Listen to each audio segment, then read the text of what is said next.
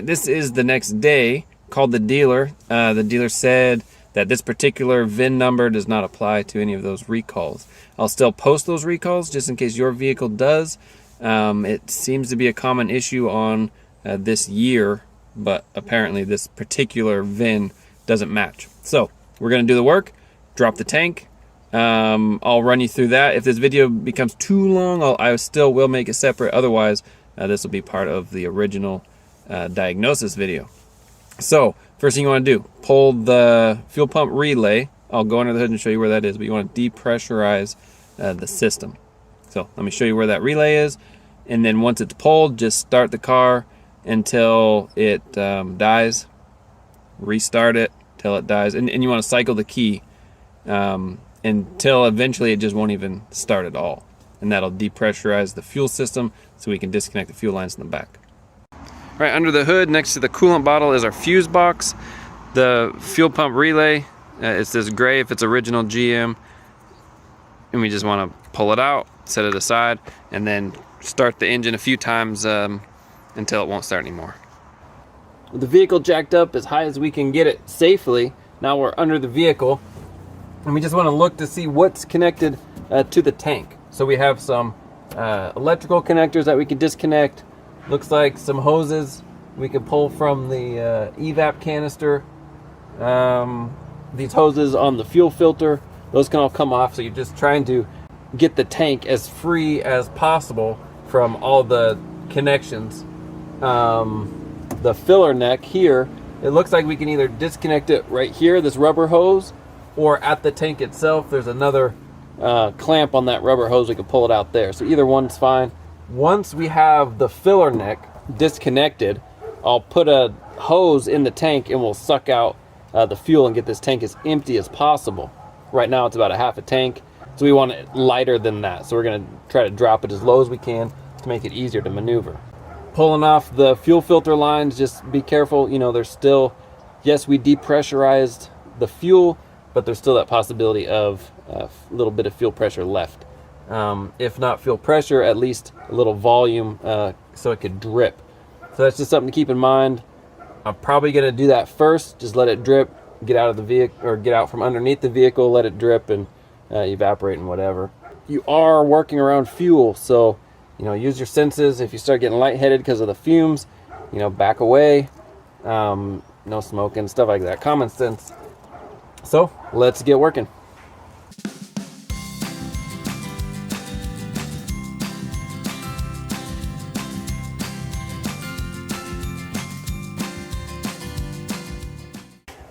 So you can get these tabs with your fingers, but it kind of hurts the tip of my fingers.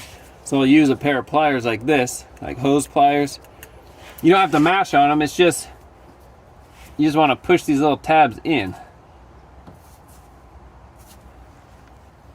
And it'll come out.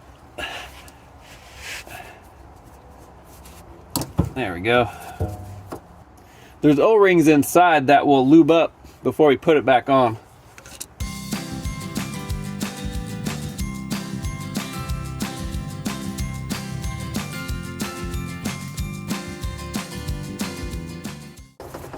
Before I take the fuel filter off, I'm going to go ahead and suck out as much as I can. You can do it either way, but I'm pretty sure once I take the filter lines off, it's just going to drip fuel and start smelling. So before I intoxicate myself, I'm going to go ahead and just pull out what we can. For getting the fuel out of the tank, you can use a multi-use transfer pump like this. Get them at the auto parts store, wherever you want to get them, but the in goes into the tank, the out goes into your approved fuel container. I have two. Not sure how much is going to come out, but we'll see. But you just start pumping away and until no more gas comes out of the tank or your containers are full. Not sure if you can see it, but I got the filler neck disconnected, so we'll put that transfer pump hose in the tank side and just put it in as far as it'll go. All right, and then on this we just start pumping away. All right, I got as much fuel out as possible. Now I'm going to go ahead and disconnect the fuel filter, and no doubt we'll get some dripping. There we go. That's what I thought. Good amount of fuel came out. Good thing I was wearing gloves. I don't like the smell of fuel on my hands. I'm gonna pull off this bracket holding the filter on. No power tools.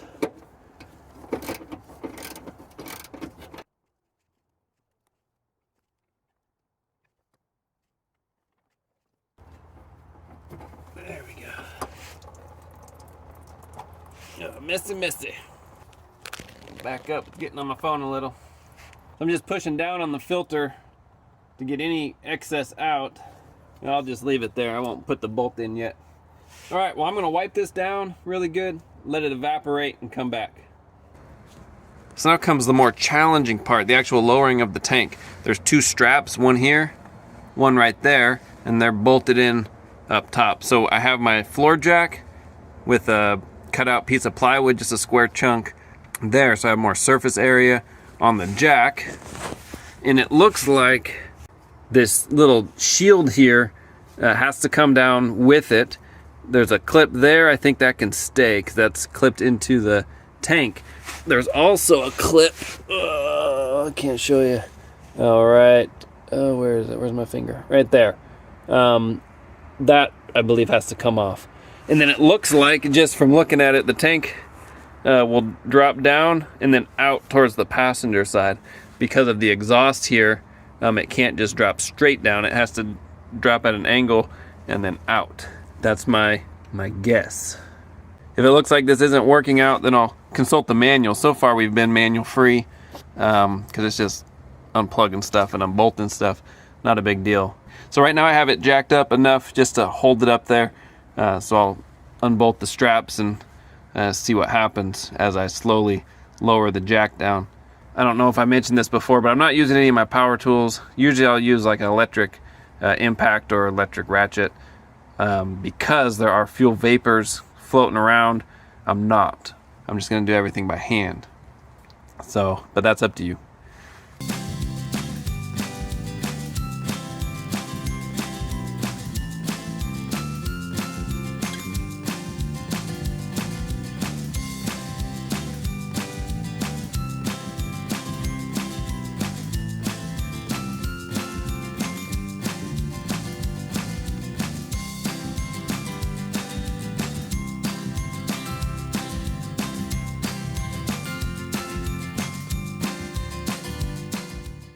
All right, I lowered it a little. I'm just gonna make sure that nothing's snagging or catching over on this side, and then I'll just keep lowering it down. Correction on that clip on this side by the exhaust does not have to come off. That clip is attached to the tank, just like this clip is over here. So no clips have to come off, just the 4 bolts holding the straps on.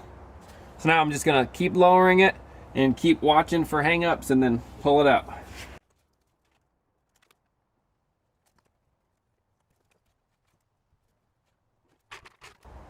All right now, because of how we took off the filler neck, it's actually being suspended by the rubber hose on the filler neck attached to the tank. So that's perfect. And the tank's mostly empty, so it's really light. I'm already pushed the jack out of the way. So I'm just gonna get under it and start wiggling it out.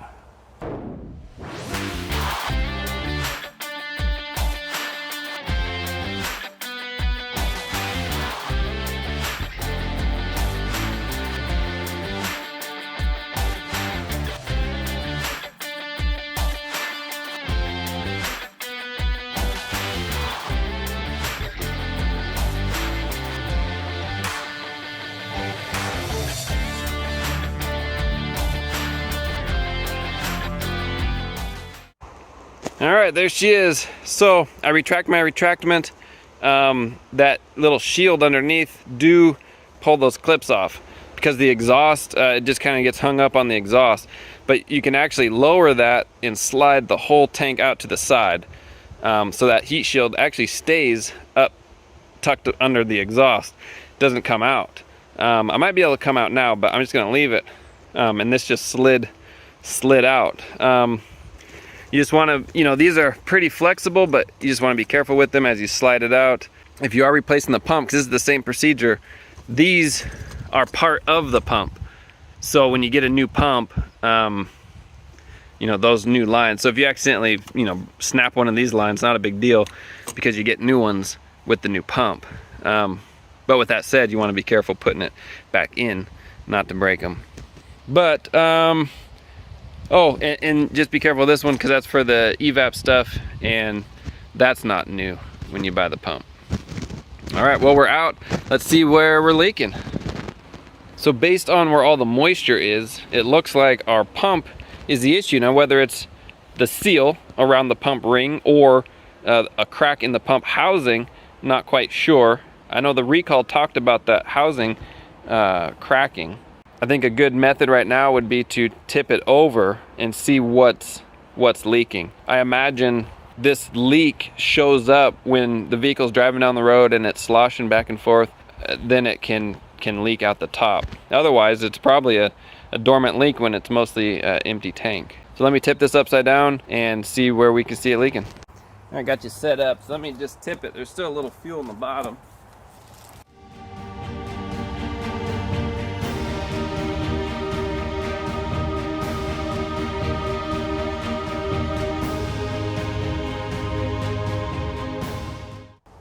Not seeing anything. So I don't know if this has anything to do with the leak or the location of the leak, but if you look at this connector, you see that it's all moist and wet inside, and that's fuel. Fuel inside the electrical connector. You can see it's all moist up top and wet inside. So that was definitely a fire waiting to happen. Tipping it over, I can't find a leak, which tells me one thing, that it's not the fuel tank itself. So that's definitely not the leak. It could be one of these little line connectors possibly that needs to be pressurized. I'm not sure. I don't see it leaking around the seal or anything. I don't see how this connector could leak, but I guess it could if the seal's around the wiring that goes in. I don't know, but I wouldn't imagine that would be our leak for all of this, but maybe. So I think the move I'm gonna do is just clean this off really good, and we're gonna replace the pump. I don't see any other leak sites or leak points, and when we get a pump, it'll eliminate our lines as well. And even if it was a line, we'd still have to replace the pump. So I'm confident just replacing the pump, we'll get a new seal, new pump, new lines, and this will be good to go.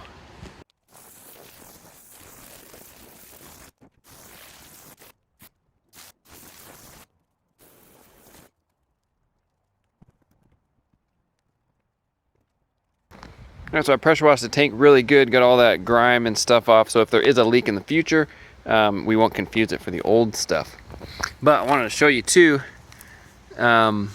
this line right here, let me clean it off. I think I found the actual leak when this is under pressure. I don't know if you can see it. Watch as I move this a little. See that fuel? And we're not even really under pressure at all. So to have that fuel come out like that, that was our culprit. So replacing the fuel pump is the only way to replace that line. So we made the right move. The fuel pump's on its way. So taking off the lock ring is pretty challenging on these. I'm sure they make a special tool. I don't have it. You may recognize this is for a Dodge, taking off the cap on a Dodge fuel pump. But it fits. It's adjustable, so you can adjust it wider or shorter. It fits in there. And then you could just unlock the ring.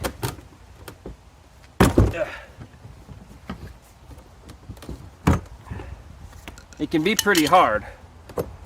So, ring comes out. Just like that. And you take it off of the fuel lines. So that's the ring. We'll reuse it. And then the pump can come out, and have something handy so you can pull the pump out and put it in.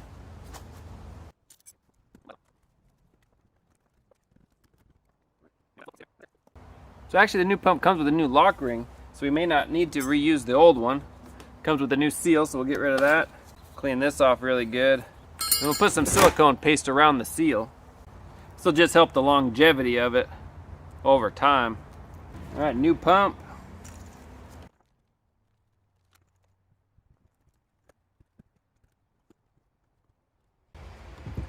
Make sure all the wires go down in the hole.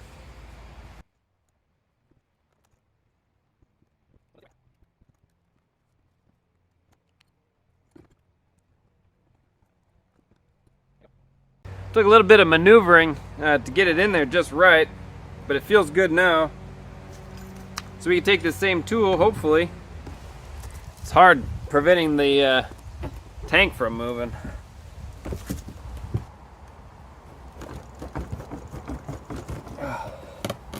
Whew. It's not easy. It's not quite locked in. I've got myself a longer bar. Let's see if I can do it now.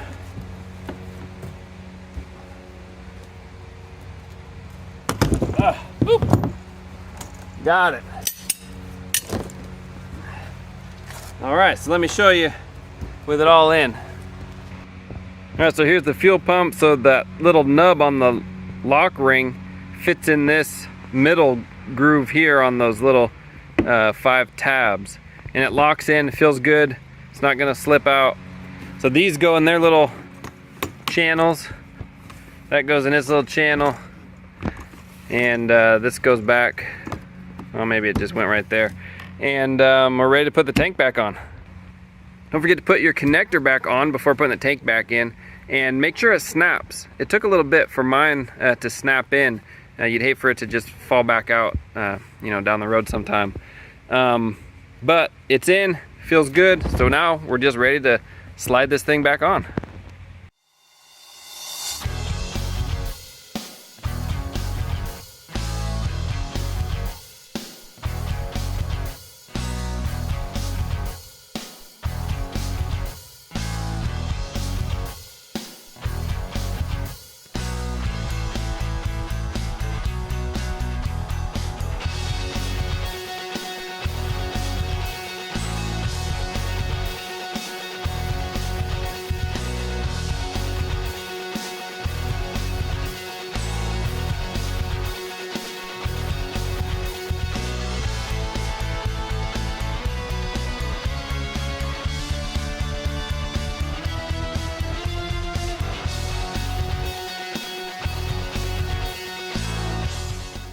Because the fuel leak is gone, I'm gonna go ahead and use power tools to zip these up real quick and get some torque specs.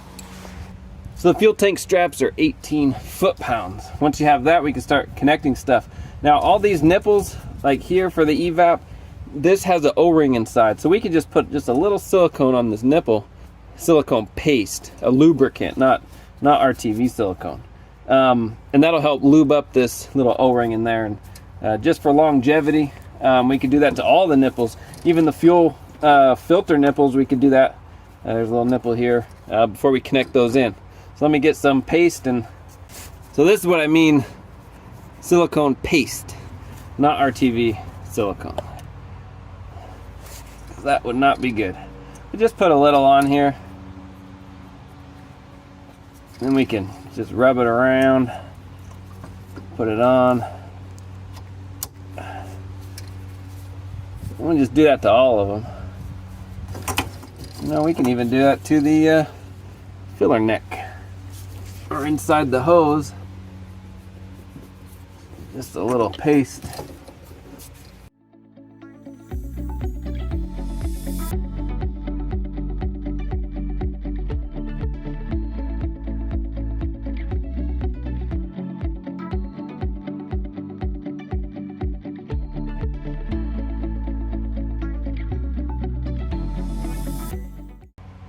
By golly, I think that's it.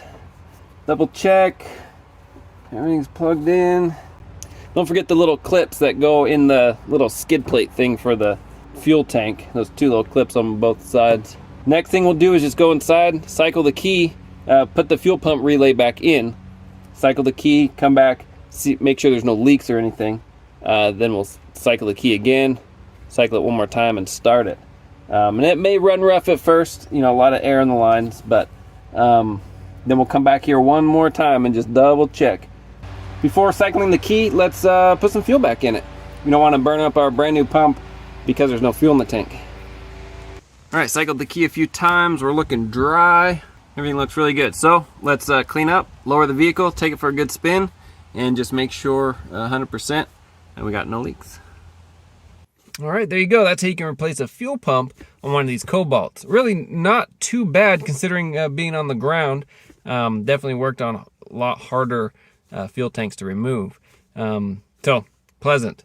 The ticket always is to empty the tank as much as possible. So I always found taking the filler neck off, it has to come off anyway, then you can get a hose in there, and then that little pump does good. Now you can siphon if you know that skill, but if you don't have to, why go through that?